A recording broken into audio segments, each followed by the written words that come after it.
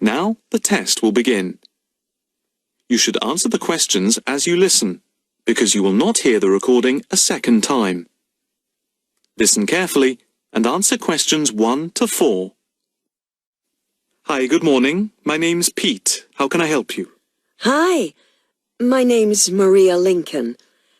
I understand you hire out rooms in the community centre as venues for parties? Yes, we do. We've various sized accommodation. It depends on what you're looking for, really.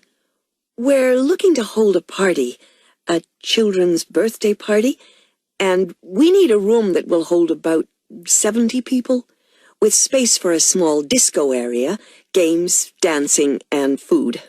Well, we have a large room, and it would certainly hold at least 100 people comfortably. It's used a lot for parties and things like that. That sounds as if it might be suitable. I've tried various venues, and they're either booked up or they don't hold enough people. Can you tell me when you were thinking of holding the party? I know it's short notice, but we wanted to hold it Saturday week. That's September 15th. Let's have a look. Yes, you're in luck. The Mandela suite is free then. I'll just write that down. Mandela. And the time. When were you thinking of holding it? In the afternoon, from 3:30 p.m. to 9 p.m. Yes, okay. There is no smoking on the premises, and we're only licensed to have soft drinks. Oh, that's okay. I think I'm happy to go ahead. Before you hear the rest of the conversation, you have some time to look at questions 5 to 10.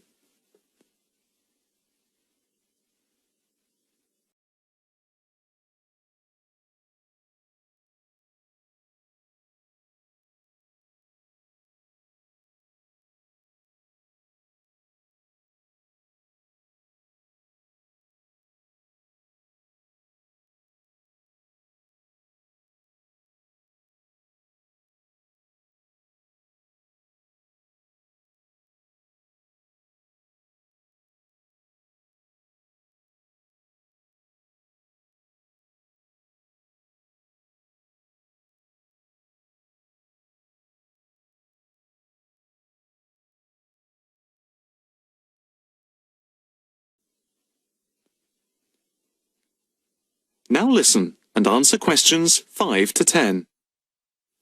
Can you just give your postcode? Yes, it's PA5 7GJ. Fine. And the flat and street number? It's flat number 40, and the street number is 35. Okay, so that's flat 40, 35 Beaches Street. Yes, that's right. And a contact number? My landline is 223279 with the code. But I'll give you my mobile number, which is 07897 293381. Okay, 293381. Can you tell me how much it will cost? It's quite reasonable, actually. It's £115 for the hire of the room, with tables and chairs. But if you want to hire disco equipment, we've got a basic system with speakers and other equipment for £25. But there is no technician around in case anything goes wrong. And of course, it's optional. That would save us carting something from home, but maybe we should bring a spare sound system just in case. We've never had any problem with the system, but you might not want to take any chances. What about catering? Well, we had thought of getting everyone bringing something. We have someone who can do catering for £9 a head, including the cake if required. That's handy, but it's a lot as we have a fairly tight budget. So, you want to go ahead with the booking? Yes, certainly. Okay. I need to take a deposit of £30, which is refundable. The balance needs to be paid 2 days before the event at the latest. Fine. You can cancel up to 2 days before, but after that you lose the deposit. We don't intend to cancel, but Is there any insurance we can take out? Yes, there's a form here somewhere. How much? It's, let me see. It's only £9 for the 24-hour period, and that covers you for cancellation, damage, and injury. Well, at least we'd better have a look at it. How would you like to pay the deposit? Cash. I'll just give you a receipt. There you are. 10, 20, 30. £30. Maria Lincoln. Thank you very much. I'm really glad I found somewhere. We have been trying to book a place for the past 2 weeks, so thank you again, and bye for now.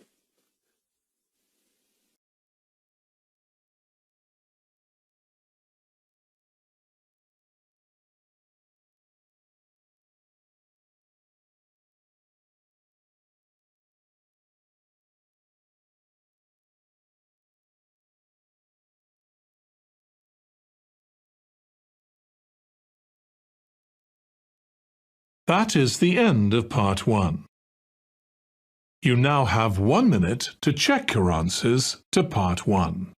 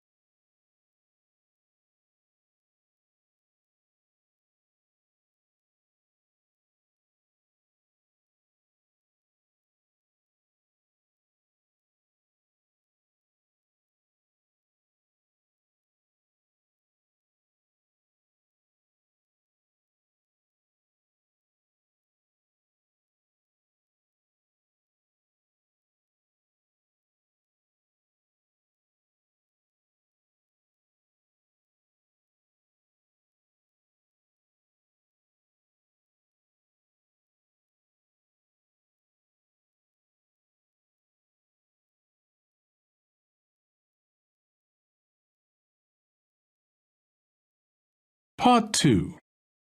You will hear a talk on the radio about grass roofs. First, you have some time to look at questions 11 to 13.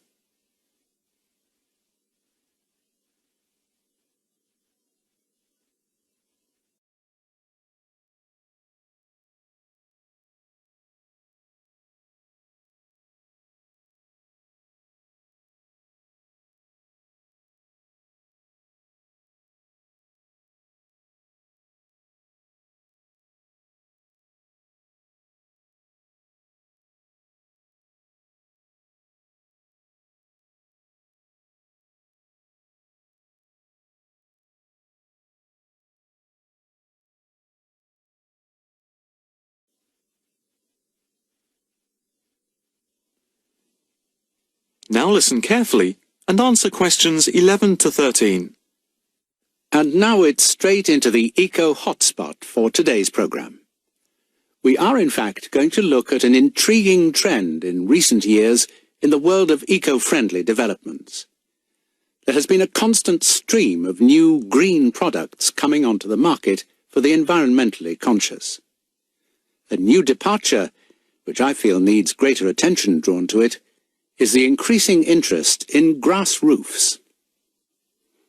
Environmentalists sing the praises of grass roofs as interest in sustainable ecological building has led to the greening of the rooftops of residential and commercial buildings around the world.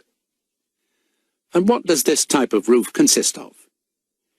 Instead of tiles, which allow water to run off and create flash flooding, the roof has a waterproof underlay, which is laid over the roof deck. This waterproof layer is then covered with layers for insulation and drainage. Then, on top of the insulation and drainage layer, is added a final layer of soil or crushed stones for the plants and/or grass to grow on. The roof can be planted with wildflowers to add colour and life to your rooftop. Before you hear the rest of the talk, you have some time to look at questions 14 to 20.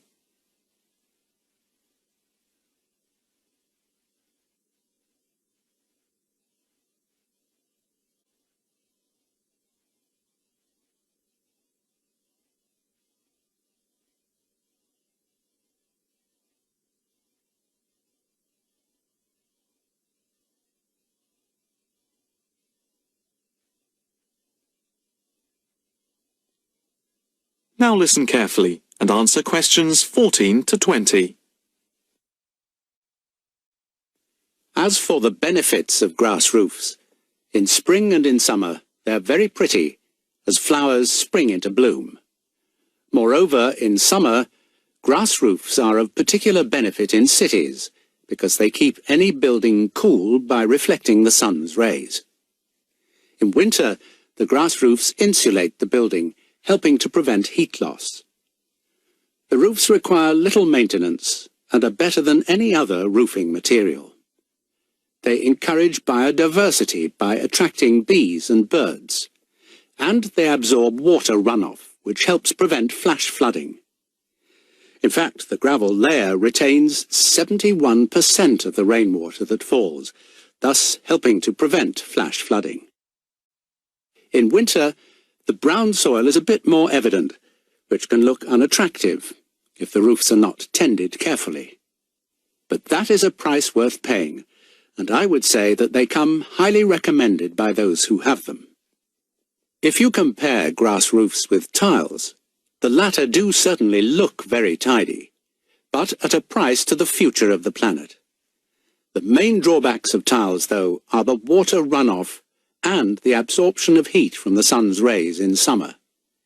So, if we are to save the planet from the ecological point of view, tiles do not come recommended. The only roof that I can think of which has similar ecological credentials to the grass roof is the thatched roof. Thatched roofs are good insulators and very attractive, but very pricey and not ideal for cities. How can we make more of our roofs green? That is, how can people be persuaded to install grass roofs? The World Green Roof Conference in Australia was a very good start. At a grassroots level, the best way to raise the profile of grass roofs is to make them trendy by highlighting them in fashionable magazines, so that people begin to feel that they cannot do without them. But the idea I like best is holding competitions for the best designed grass roofs. Next week, Eco Hotspot is going to look at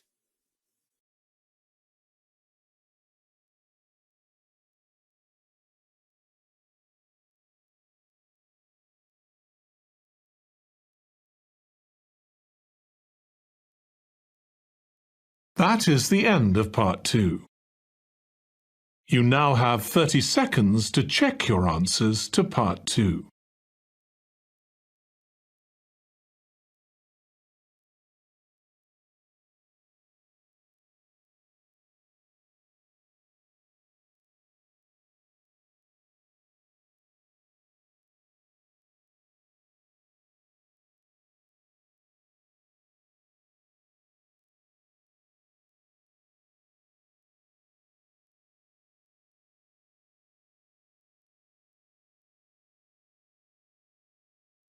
Part 3.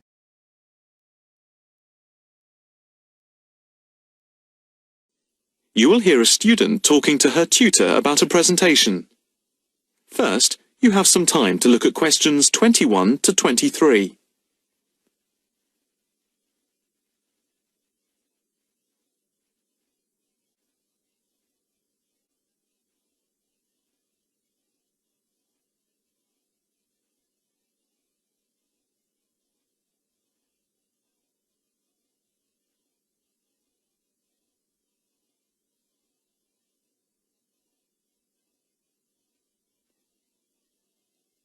Now listen carefully and answer questions 21 to 23. Excuse me, Dr. Owen, Oh, hello, Karen. Have you got a few moments? Yeah, sure. How can I help you? Well, I've had difficulty finding data on the original question, and I was wondering if I could change my paper to Investment in Knowledge, comparing some European countries with the United States, and then with others throughout the world, including the OECD average. I found lots of data by way of graphs, etc. Where did you get the data from? From various sources, books and journals. How are you going to present the material? I am going to use the electronic whiteboard as suggested and do a blend of graphs, pictures, text and podcasts to illustrate my presentation. It sounds very impressive. Yes, let's hope the whiteboard works. But I'm also going to have a PowerPoint presentation for a backup, just to cover myself. A backup is a good idea, but it's a lot of work doing everything twice. It is, but at least I'll have experience of both. Before we talk about how to use the data I've selected, could you give me the names of a few websites I should look at for more specific background material? When you type in anything to do with knowledge, there are millions of sites listed. Before you hear the rest of the conversation, you have some time to look at questions 24 to 30.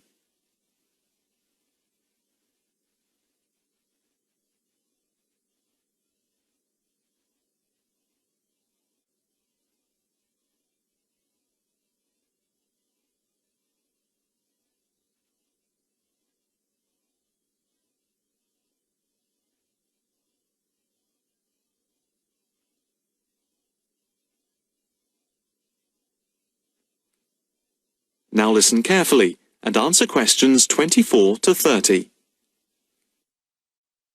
Let's see. Oh, I'll print you off this list.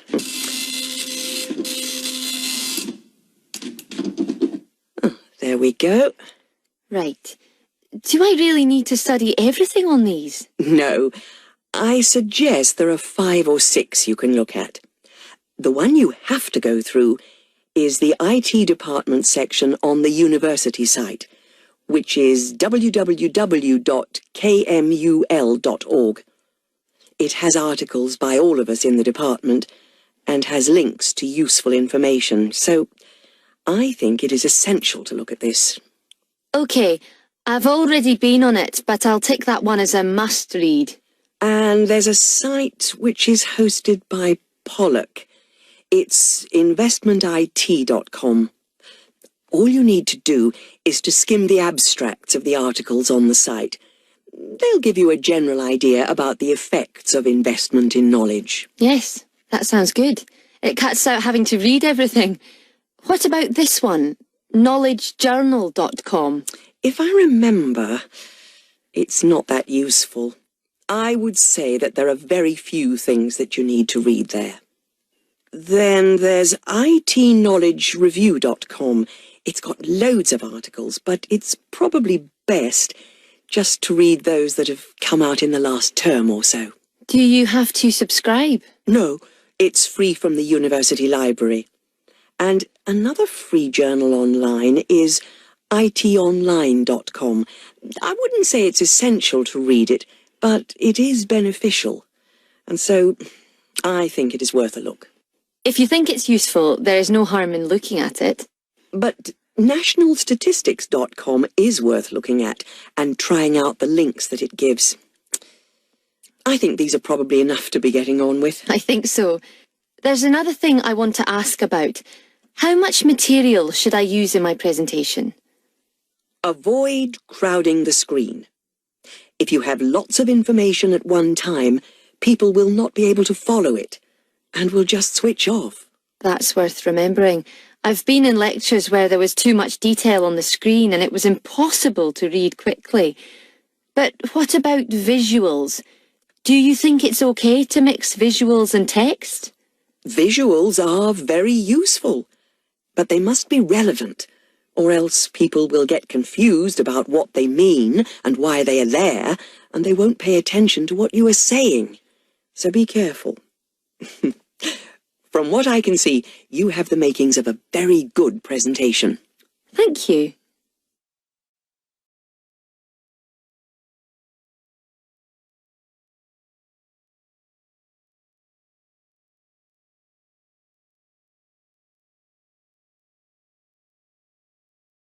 That is the end of part 3.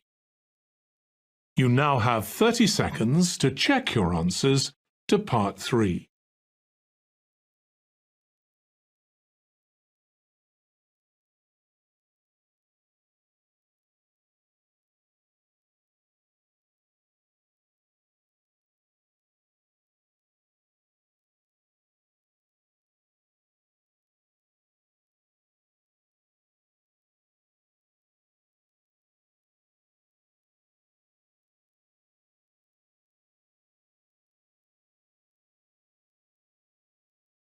Part 4.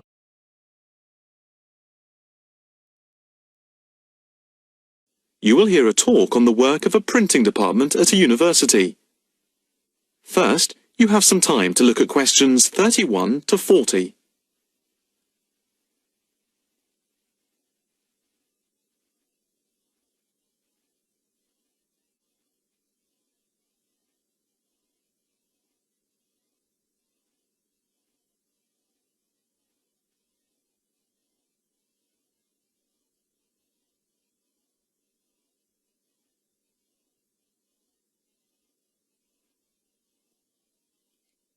Now listen carefully and answer questions 31 to 40. I am here to give you a brief outline of the work of this new department. The Department of the Printed Word has a very short history, having been created just 10 years ago. Some statistics to start with. The first intake of undergraduate students consisted of 20 students, which rose to 37 in the second year. And we now have about 50 in the first year, doing a wide range of courses, full and part-time. We have a thriving research department, with 17 students on the taught MA course, and 7 students doing research full-time. In all, we have 9 full-time lecturers and 16 part-time lecturers who work mainly, but not exclusively, in our evening department. Of the total student body, approximately 21% are from outside the country, a number which has been increasing steadily over recent years. Although students from overseas have to reach a minimum level of competence in English before they follow a course at the university, some may require remedial help with their English, and we can offer help through the Student Support Services as part of the general assistance given to all students. For home students, both graduate and undergraduate, there are bursaries to help with travel and accommodation, for which I would advise you to contact Mrs. Riley at the end of this session. Increasingly, we are forging external links with organizations in the publishing world, and we have been very fortunate in that we have received money to sponsor not just various students within the department, but also technicians and lecturers. Each year we hold a series of lectures which are given by external speakers in the world of printing and the media. The series of workshops that you see around you have been built thanks to a very generous donation which has allowed us to develop our facilities for bookbinding and restoration. Now, the main work of the department relates to teaching the mechanism of printing. And as most printing is now so highly technological, all our students have to be computer literate. For those of you who are interested in taking a module in this department from another department, and who feel that you may not have the necessary computer skills, don't let the technology put you off. We have a number of specialist technicians who can support and deliver crash programs in the computing technology required. As long as you can switch on the computer, you are halfway there.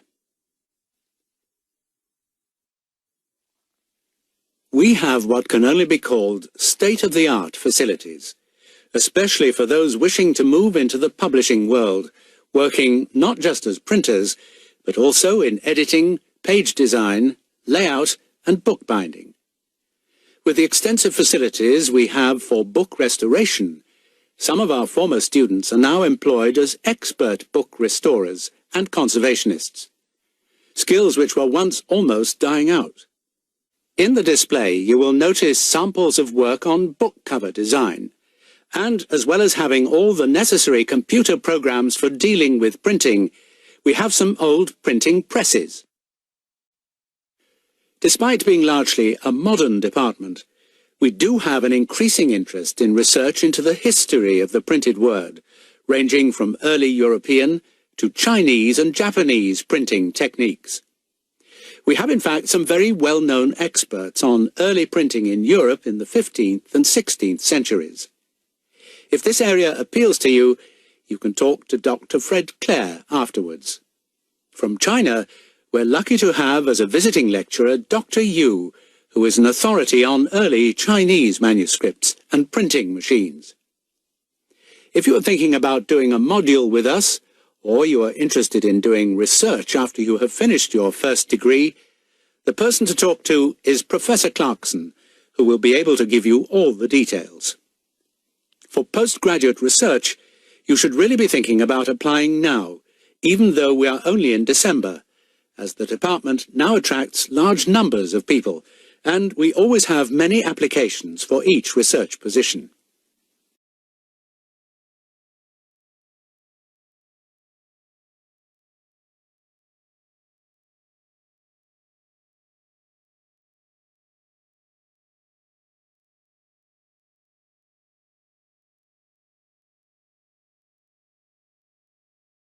That is the end of part 4. You now have 1 minute to check your answers to part 4. That is the end of the listening test. In the Ielts test, you would now have 10 minutes to transfer your answers to the answer sheet.